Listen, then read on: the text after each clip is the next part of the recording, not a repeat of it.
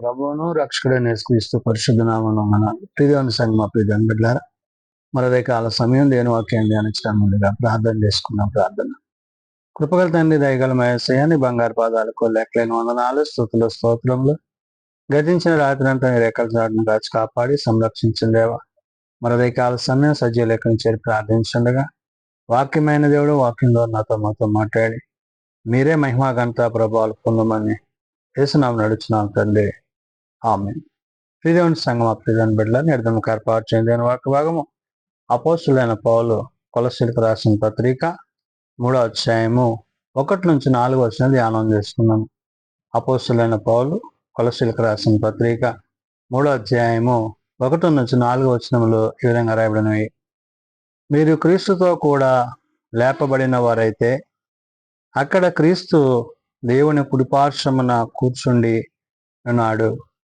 పౌలు కొలస్సీ సంఘానికి, సార్వత్రిక సంఘానికి, పరిశుద్ధులుగా ప్రభు చేత ప్రేమింపబడి పిలువబడి ప్రభు ప్రేమ యందు కొనసాగుతున్న వారందరికీ పౌలు తెలియజేస్తున్న మాటలు అంటే, దేవుని వైపు మనము చూడాలి, పైనున్న వాటి వైపు మనము మన యొక్క విశ్వాస జీవితాన్ని కొనసాగించాలి అని పౌలు గుర్తు చేస్తున్నాడు.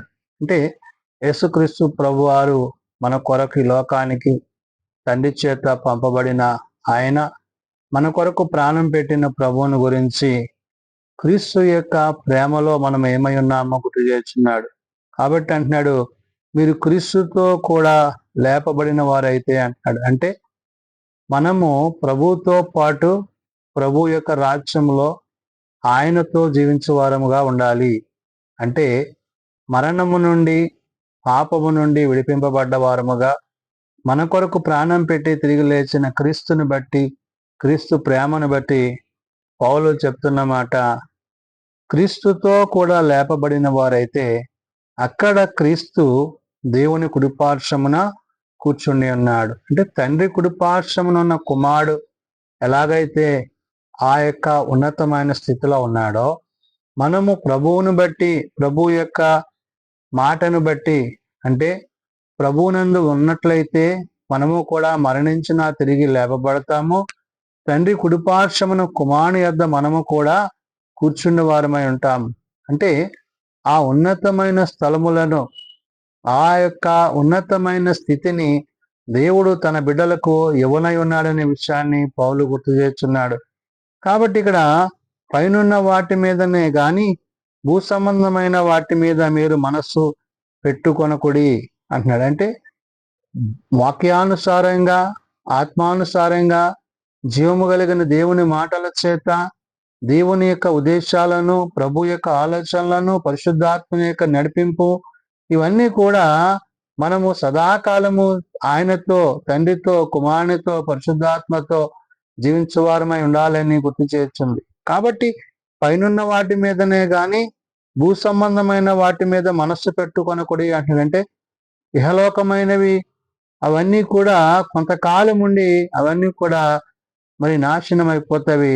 శాశ్వతమైన ఉండేది ఆయన రాజ్యము. కాబట్టి ఆ నిత్యరాజ్యములో నిత్యము దేవునితో ఉండాలి అనేది దేవుని యొక్క ఉద్దేశం. కాబట్టి పౌలు ఇక్కడ చెప్తున్నాడు, పైనున్న వాటి మీదనే గాని భూ సంబంధమైన వాటి మీద మీరు మనస్సు పెట్టుకొనకుడి. ఎలయనగా మీరు మృతి పొందితిరి, మీ జీవము క్రీస్తుతో కూడా దేవుని యందు దాచబడి ఉన్నది అనేది. అంటే ప్రభువులో ఒకప్పుడు ప్రభువుని ఎరగక జీవించిన మనము నేడు ప్రభు ద్వారా ప్రభు యొక్క రాజ్యానికి కొనుక్కోవడానికి ఆయన మనకిచ్చిన ఆ జీవాన్ని బట్టి, ఆ జీవము కలిగిన దేవుని మాటలను బట్టి పౌలు చెప్తున్న మాట, ఏలయనగా మీరు మృతి పొందితిరి, మీ జీవము క్రీస్తుతో కూడా దేవుని యందు దాచబడి ఉన్నది అంటాడు. అంటే పరలోకమందు ప్రభువుతో మనకుండే ఆ యొక్క సంబంధాన్ని పౌలు గుర్తు చేస్తున్నాడు. క్రీస్తులో ఉన్న వాడికి ఏ శిక్షా విధియు లేదు. కాబట్టి నేడు ప్రభువుని కలిగిన వారముగా, ప్రభు యొక్క మాటల చేత, ఆయన ఉపదేశముల చేత, ఆలోచనల చేత, లేఖనానుసారంగా మనం జీవించినప్పుడు ఆయన మనలను ఆ ఉన్నతమైన స్థలముల యందు, ఆయన మనలను ఆయనలో ఏం చేయబోతున్నాడు అంటున్నాడు. ఇక్కడ మనం ఏమవుతున్నామంట, మృతి పొంది మనం ఏమవుతున్నాం ఇక్కడ, ఏలయనగా మీరు మృతి పొందితిరి, మీ జీవము క్రీస్తుతో కూడా దేవుని యందు దాచబడి ఉన్నదండి. మన జీవం ఎక్కడుంది? మరణించి తిరిగి లేచిన క్రీస్తులో మన జీవం ఉంది. ఆయన ఎలాగైతే మరణించి తిరిగి లేచాడో ఆయన యందు విశ్వాసం ఉంచి మనము కూడా అటు రీతిగా మరణించి మరలా తిరిగి లేపబడతాము. కాబట్టి ప్రభు యొక్క రాకడను ఉద్దేశిస్తూ ప్రభు యొక్క రాకడకు గుర్తుగా ఈ మాటలు మనము ఆలోచన చేయాలి. ప్రభు రెండో రాకడలో వచ్చినప్పుడు ఎవరైతే మృతునంది ఆయన యందు విశ్వాసం ఉంచేవారు అంటారో వారు మొదట లేపబడతారు. ఆ తరువాత సజీవులమై ఉండి మనము ఆయనతో ఆ మహిమ కలిగిన మేఘం మీదకి కొనుపోబడతాం. కాబట్టి క్రీస్తు యొక్క ప్రేమలో, క్రీస్తు యొక్క ఉద్దేశములో మనము ఏ స్థితిని కలిగి ఉన్నామో పౌలు ఇక్కడ గుర్తు చేయుచున్నాడు. కాబట్టి పైనున్న వాటి మీదనే గాని భూ సంబంధమైన వాటి మీద మనస్సు పెట్టుకొనకుడి. ఎలయనగా మీరు మృతి పొందితిరి, మీ జీవము క్రీస్తుతో కూడా దేవుని యందు దాచబడి ఉన్నది అంటున్నాడు. ఇప్పుడు దాచబడిన ధనాన్ని మనం పొందాలంటే ప్రభువుని కలిగి ఉండాలి. ప్రభువుని కలిగి ఉంటే ఆ దాచబడిన ధనాన్ని దేవుడు మనకి అనుగ్రహిస్తాడనే విషయాన్ని పౌలు గుర్తు చేస్తున్నాడు. కాబట్టి మనకు జీవమై ఉన్న క్రీస్తు ప్రత్యక్షమైనప్పుడు మీరును ఆయనతో కూడా మహిమయందు ప్రత్యక్షపరచబడుదురు అంటే క్రీస్తులో ప్రత్యక్షత.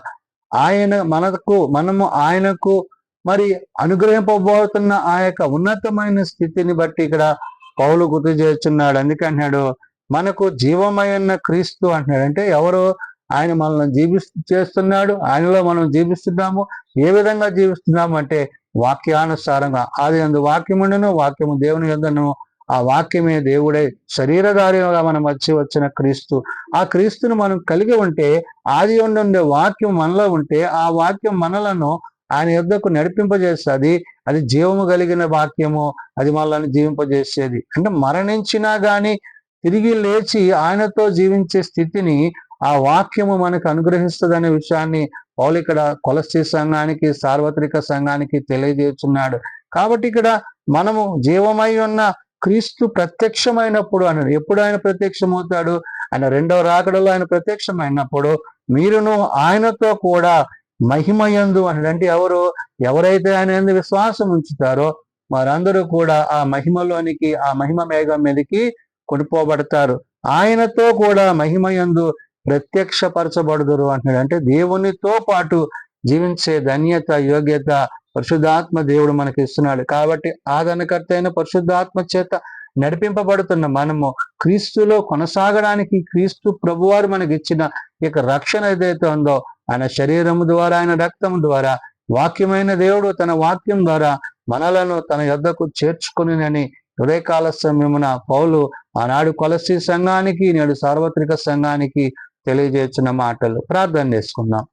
ప్రేమగల తండ్రి, దయగల ప్రభువా, అవును నాయన, నిన్ను బట్టి, నీ మాటను బట్టి, నీ యందు జీవించుటకు కావలసిన ఆ యొక్క ఉన్నతమైన నీ ప్రేమలో పాలుభాగస్తులవుటకు వాక్యమైన దేవుడు శరీరధారిగా మా మధ్య నివసించి మమ్ములను నాయన నీ వాక్యము చేత సరిచేసి బలపరిచి మా కొరకు ప్రాణం పెట్టి మరణము నుండి మమ్మల్ని జీవంలోనికి నడిపించిన ప్రభువానికి వందనాలు. అయ్యా, నీవు చేసిన ఏ గొప్ప సిలువ యాగాన్ని బట్టి, నీవు చిందించిన రక్తాన్ని బట్టి నేడు మేము స్వస్థత నందుచున్నాము, ఆరోగ్యము కలిగి ఉంటున్నాము, ఆత్మీయంగా నీ వాక్యమును బట్టి బలపడగలుగుతున్నాము. కాబట్టి నాయన శరీరధారిగా మా మధ్యకు వచ్చి మమ్మలను రక్షించి మా కొరకు ప్రాణం పెట్టి మూడో దినాన్ని తిరిగి లేచిన ప్రభువా, నిన్ను బట్టి, నీ వాక్యమును బట్టి మేము జీవిస్తూ నీతో పాటు నీ మహిమ కలిగిన రాజ్యములో నీతో ఉండగలిగిన స్థితి మాకు ఇచ్చి ఉన్నారు. కాబట్టి ప్రభువా, మీరు త్వరలో రానన్నారు.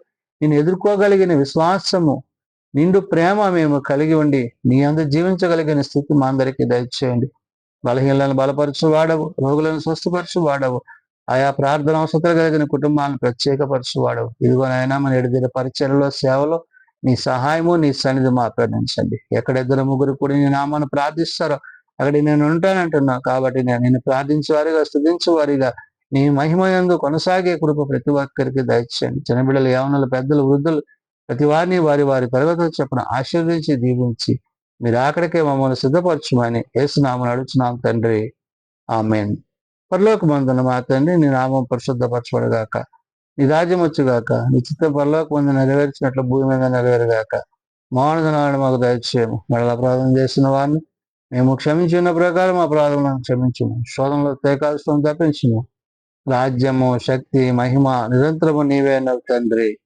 ఆమేన్. మన పరమ తండ్రి అయిన దేవుని ప్రేమ, ప్రభువైన యేసుక్రీస్తు కృప, పరిశుద్ధాత్మ నిత్య సహాయము నిరంతరము సదా తోడేండి సంరక్షించను గాక. ఆమేన్.